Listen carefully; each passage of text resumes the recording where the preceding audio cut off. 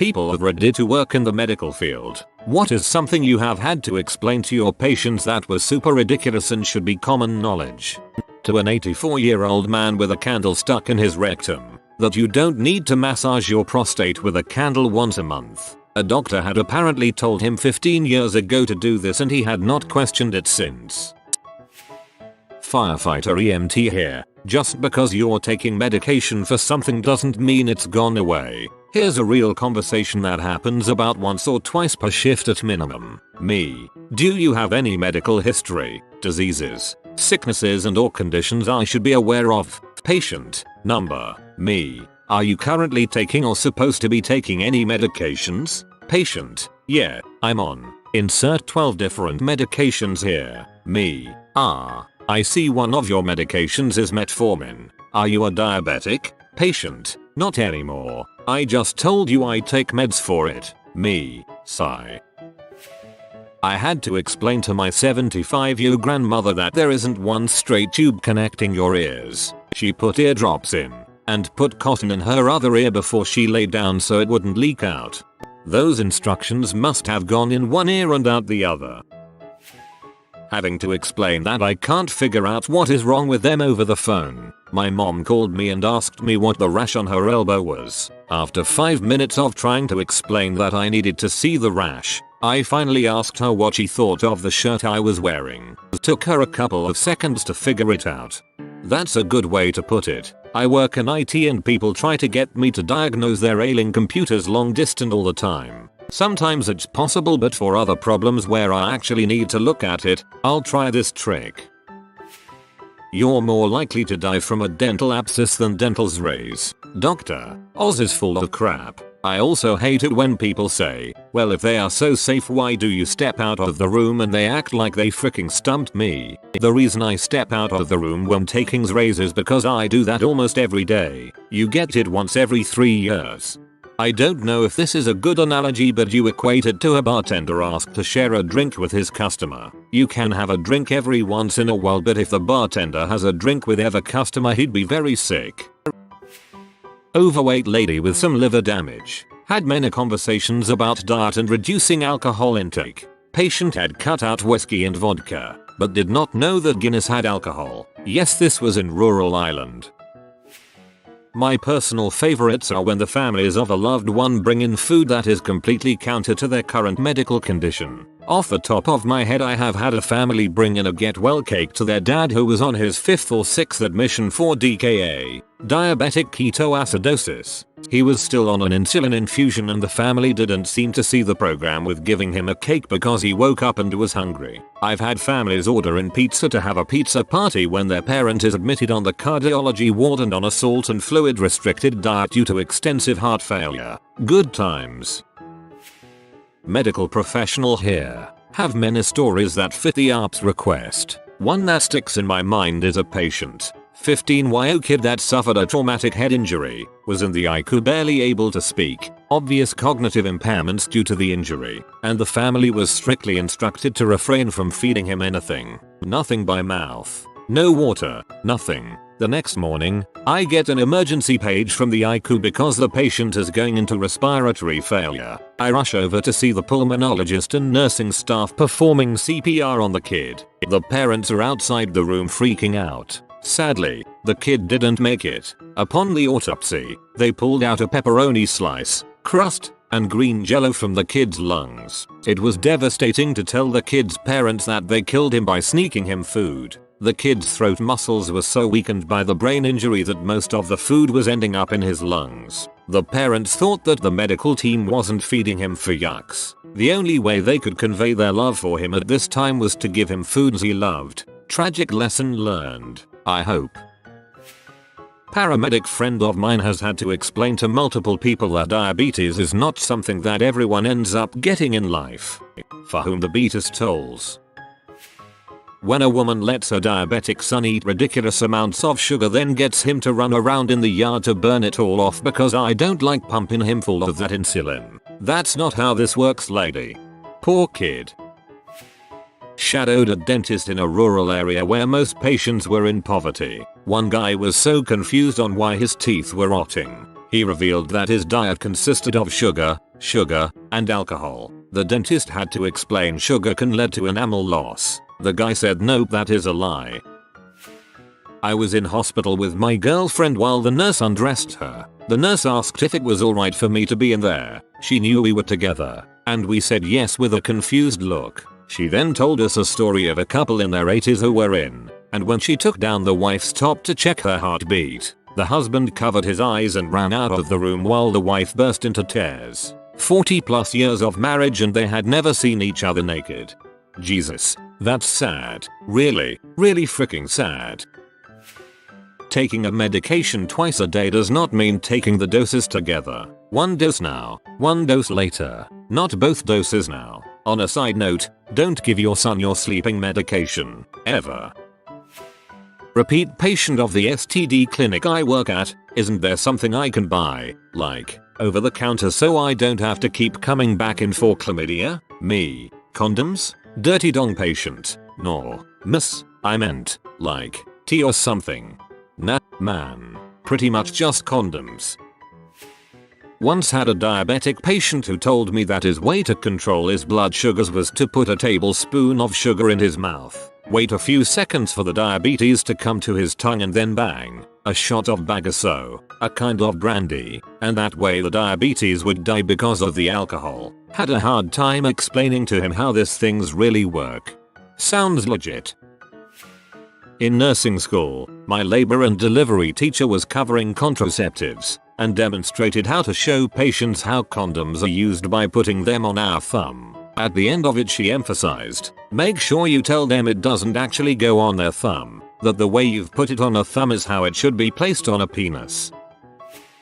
I had a patient that was truly concerned that his cancer was contagious. He wanted to know how to keep his puppy from contracting it. He was literally more concerned about his tiny puppy getting cancer because of him than his own health. I'll never forget the relief and joy I saw in his eyes when I told him he could have all the puppy cuddles he wanted.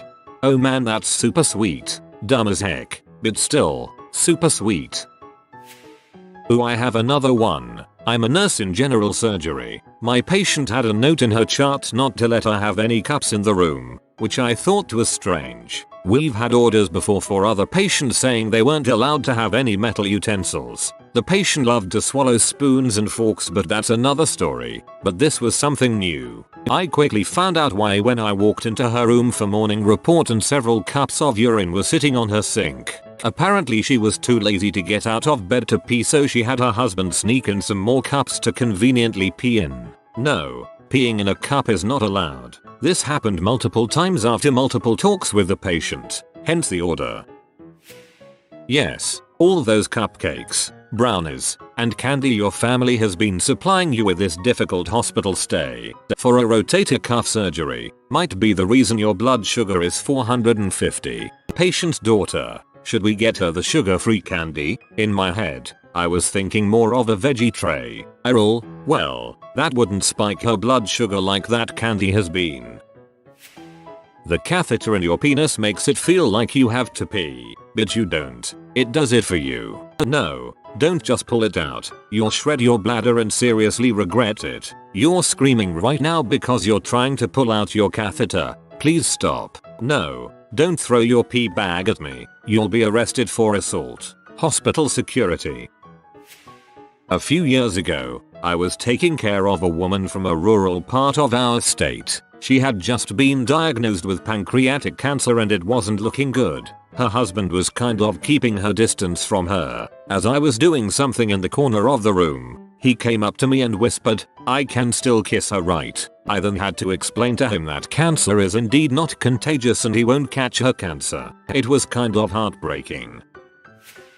Oh man. 1. Soda has sugar. I had a diabetic man who didn't realize this. I just don't understand how it was even possible to not know this as a grown but adult. He was a completely normal person otherwise, which is why it had me saying WTF. 2. Pouring Lysol on your diabetic foot ulcer won't keep it from getting infected. 3. When we said clear liquids only like jello, water, and popsicles, we did not mean you should convince your mother to blend you some McDonald's burgers and fries so you can drink that through a straw. 4. Unless you've already done it at least once before, Pushing a baby out of your vagina will neither be a pleasant nor quick experience.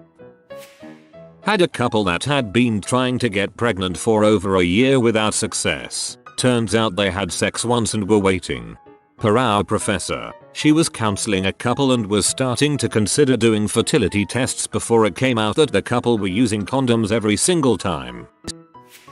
An executive once came in complaining of bumps on her tongue. She was worried they might be cancer. I got to write my favorite encounter note thus far in my career. Complaint. Bumps on tongue. Asymptomatic. Exam. Tastabuds. Assessment. Tastabuds. Plan. Reassure. I'm a medical student and earlier this year I was taking a history from a patient during a bedside tutorial, where a senior doctor takes a group of us to see a patient together. I was speaking to this man about his symptoms, and used the word penis, to which he gave me a confused look. I said it again and he still didn't know what I was talking about. I ended up having to ask him if he had any pain in his dong while peeing, in front of my classmates and my tutor. Keep in mind that this was a guy in his 40s. Same thing happened, but I said urethra so I wasn't surprised when I had to rephrase. I work in MRI. When we tell you to remove all piercings before your scan, we're serious. You can take out your belly button ring before you go inside the tube, or the machine will take it out for you. You'd probably remove it more gently than the machine, though. I don't work in a medical profession, but I do work in another place where terrible diseases run rampant and staff spend every waking moment fighting them off. A school. There was nothing more bizarre than explaining germ theory to a teacher. She honestly didn't believe that such a thing could exist. She sincerely believed that sicknesses were caused by negative energy and bad auras, and asserted that it was fundamentally impossible for something as small as a germ to harm something as large as a human body, if something that small could even be alive in the first place. She spouted off something about how a creature that small would be incapable of living for more than a few seconds, because energy can only get so small. A germ, she did finger quotes, could only hold enough energy to live for 1 or 2 seconds. At most. These are the people educating your kids. Caring for a woman in her 80s, had to explain to her that you don't pee out of your vagina. There is, in fact, another hole. This reminds me of Orange is the New Black. Half an episode was devoted to female prisoners figuring out that they had a vagina and a urethra. I'm a veterinarian and I don't understand owners sometimes. I work at a clinic of a vet who's also a private animal nutritionist, so sometimes we do house calls for special cases. Client Bob's dog isn't eating well and he has no clue why. I go over and ask him to show me his feeding routine for his dog. He fills a bowl with kibble and the dog seems super excited to eat. I crap you not, he then goes over to the fridge, takes out the ketchup and drenches the kibble in ketchup. By this point my jaw is hanging open in shock and I can see that the dog has suddenly lost its enthusiasm for the meal. I ask Bob politely what he's doing and he tells me that his entire family has ketchup on every meal. I then spent the next 15 minutes explaining to him that his dog may not like ketchup on its food. Now the dog eats great. I'm a miracle worker. That just because you take medication that controls your ailments doesn't mean you don't have them anymore. I ask plenty of elderly people if they have any medical history and frequently get no as an answer, only to then look at their med list and find that they are on a dozen medications. Why do you take this blood pressure medication? Oh, because I used to have high blood pressure. Nope, not how it works. That yes, guys can be nurses too. I'm a guy, a nurse. No, I'm not a doctor. Yes, maybe I should have been a doctor instead, or maybe a woman. Paramedic here. Had to tell a 19-year-old that she needed to change her tampon more than once a month. She was in septic shock. BTW. My sister isn't a doctor in Chicago. She once had to explain to a Mormon couple on their wedding night how to have sex. The 19-year-old man had taken his 18-year-old bride into the ER, convinced his wife didn't have a vagina. She had to tell a mother of 4 that giving your children a heavy doses of vodka didn't not kill the bacteria in their bodies when they got colds. She also had to report that obviously, she had a very frightened 23-year-old girl come to the ER very afraid because she had found a growth in her crotch. It was her clit. When my sister was asking her how she had never noticed it before, the girl responded, "My mom told me if I touched my area that the devil would get me." The girl had lived for 23 years without ever touching or seeing her own vagina. I guess when she would wipe she would just blot the outside quickly or something. A female patient came in and told the doctor that she has been bleeding every month down there, thinking it had something to do with the birth of her daughter. Yeah, I can't emphasize enough the importance of sex education. Birth control does not go in the vagina, unless it's a NuvaRing. Then stash that puppy up there like you're saving it for later. Till where unwanted puppies go. 2 things. 1 is take all the medication even if you feel better at day 3. And 2, you do not give your kid the leftover medication from part 1 when he has the same symptoms a week later. My mom used help herself to my prescription stuff when I was a kid, whether it was to take it herself or redistribute it to my siblings if they had similar symptoms. As soon as I was old enough to handle my own medicine, I had to start hiding it, and we fought about my selfishness for the duration of the prescription. Wanting someone to make you a cup of tea is not a good reason to call an ambulance. I once had a pet owner whom I prescribed prednisolone tablets for ear infection. 1 week later I saw the dog and it was no better. I asked the owner if she had been giving the tablets. She said yes, and I asked how she gave the tablets. She promptly put the tablets in the ears of her dog. WTF. My wife is a postpartum nurse, and on more than one occasion she has had to explain that the baby does not come out of your butt unless there's a 4th degree perineal laceration. I work in a hospital. I was getting some history from this lady when she told me she was allergic to epinephrine, that is adrenaline, you know, the stuff in EpiPens that you'll give to people when they have an allergic reaction to stop anaphylaxis reaction. So I asked her what reaction she had the last time she was given epinephrine, and she told me that it made her heart race and she couldn't settle down. Had to explain to her that that means it worked.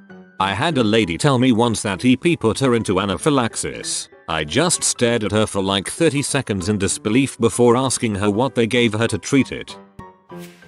Oh man, I work at a pharmacy and we get crazy questions all the time. We had gotten a phone call from a seemingly distressed woman asking if we carried a larger sized NuvaRing. My first thought was, holy crap, how big is your vagina? But I realized that there is only one size of NuvaRing. So I told her to come up to our help window and we can try to figure out what the problem was. When she finally came up, I crap you not, this will most likely be one of the funniest things I have ever seen. She comes up, and she is honest to God wearing the NuvaRing as a freaking bracelet. Her actual thought process was if she wore the NuvaRing on her freaking wrist, she could have all the unprotected sex she wanted and be just fine. The look on her face when we told her that it was a vaginal contraceptive. She turned ghost white and gave a meek thank you and hauled butt out of the pharmacy. I felt bad for her, but I could not help myself from laughing. TLDR, read the directions on your prescription.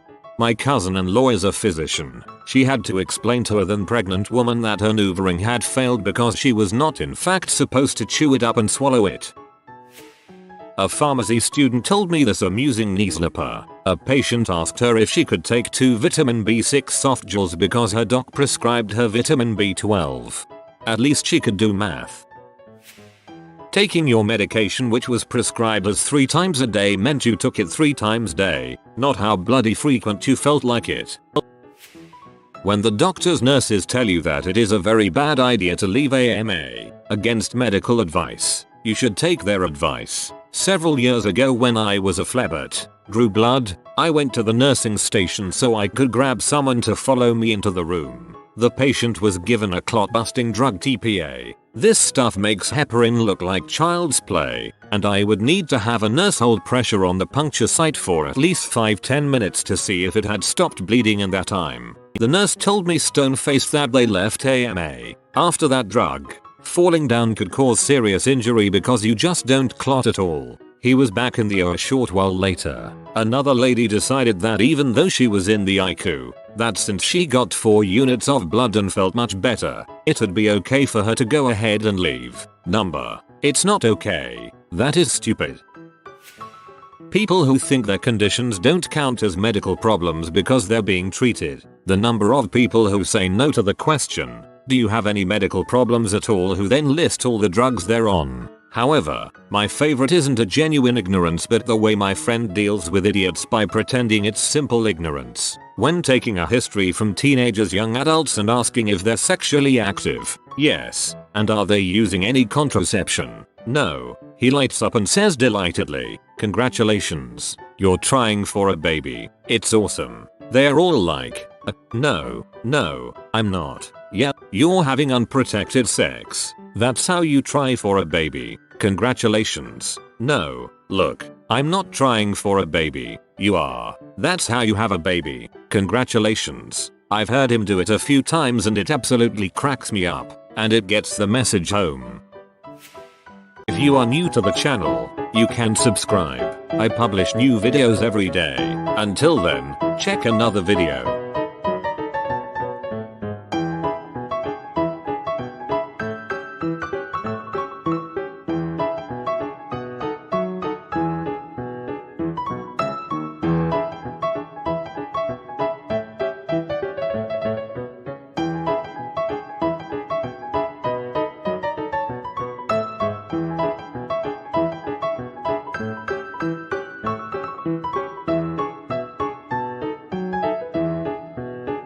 Bye for now.